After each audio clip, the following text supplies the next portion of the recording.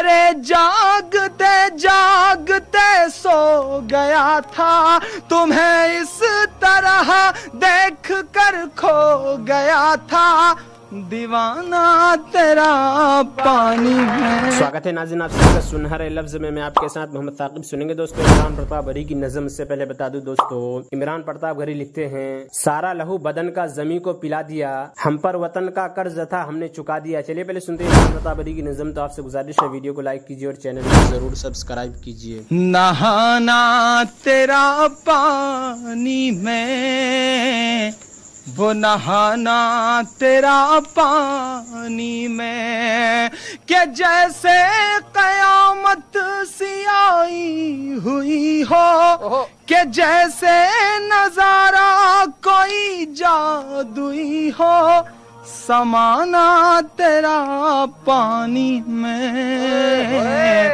नहाना तेरा पानी में।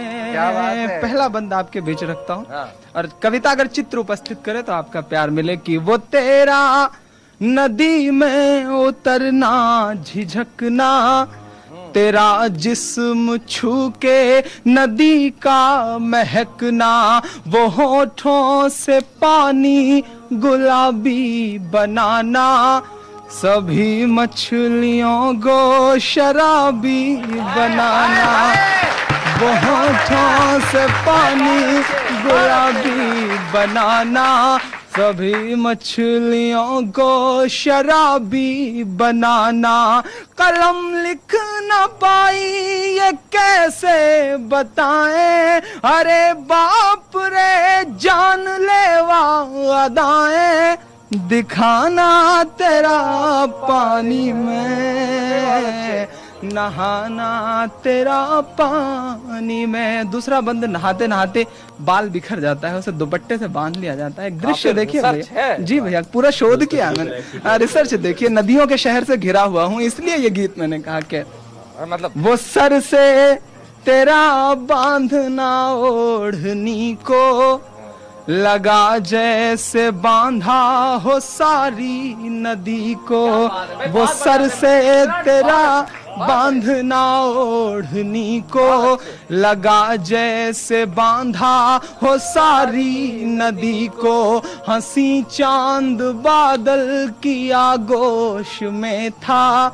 तुझे देख कोई कहाँ होश में था, अरे जागते जागते सो गया था, तुम्हें इस तरह देख कर खो गया था, दीवाना तेरा पानी में, नहाना तेरा पानी में, दीवाना तेरा पानी में, नहाना। अंतिम पंक्तियां आपके बीच रखता हूँ, और बस ऊंचाई देखिए और फिर ढलान देखिए, आशीर्वाद चाहता हूँ आपका। क्या दीवाना तेरा पानी में, नहाना तेरा पानी में, वो पानी से अट खेलियां और मस्ती, कि जैसे बिखरने लगी मेरी हस्ती, लगा तन बदन सारा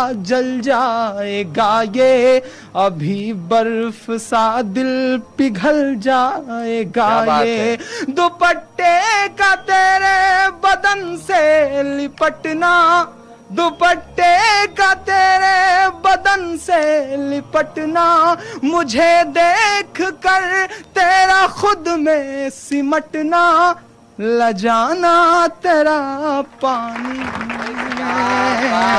नहाना तेरा पानी में, लजाना तेरा पानी। भाई वाह वाह वाह वाह, बहुत बढ़िया भाई इमरान, बहुत अच्छे। दोस्तों, इमरान प्रताप घरी की नज़म सुनने के बाद आप अपनी राय में क्या कहना चाहते हो वो नीचे कमेंट बॉक्स में जरूर बताएं।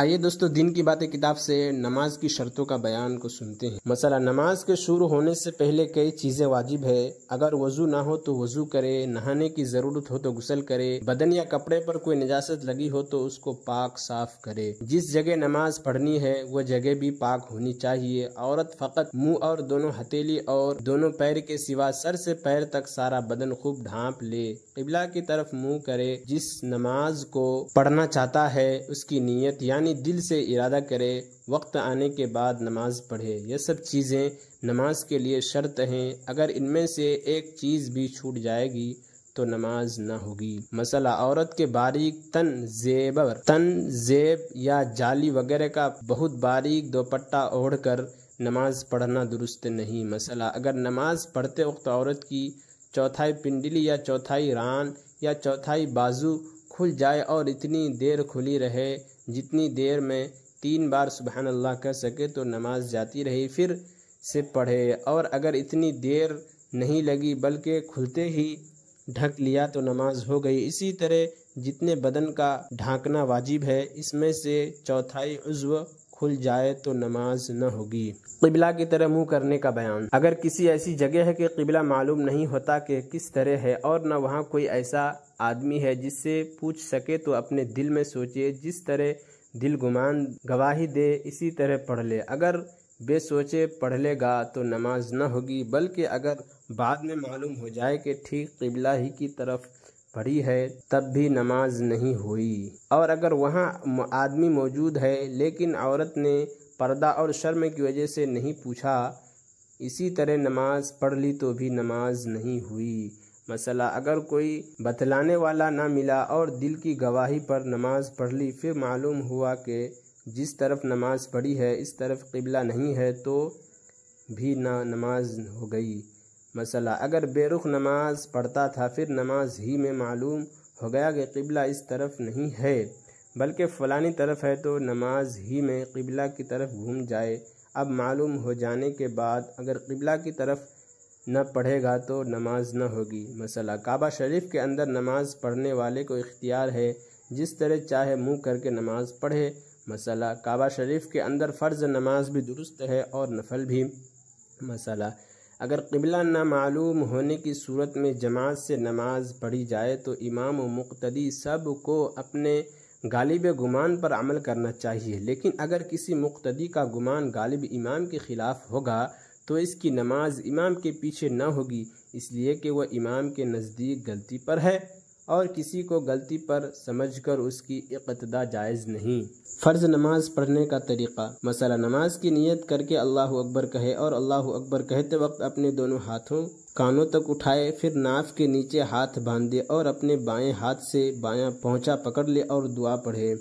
और इमरान प्रतापगढ़ी से जुड़ी खबरों और नज़मों के लिए हमारे इस चैनल को ज़रूर सब्सक्राइब करें। मिलते हैं किसी और वीडियो में ऐसे नई नज़म और नई खबरों के साथ। तो जब तक के लिए दीजिए मुझे इजाज़त और रखिए अपना ख्याल। आप देख रहे थे सुनहरे लफ्ज़ और मैं आपके साथ मोहम्मद साकिब। अस्सलामु अलैकुम।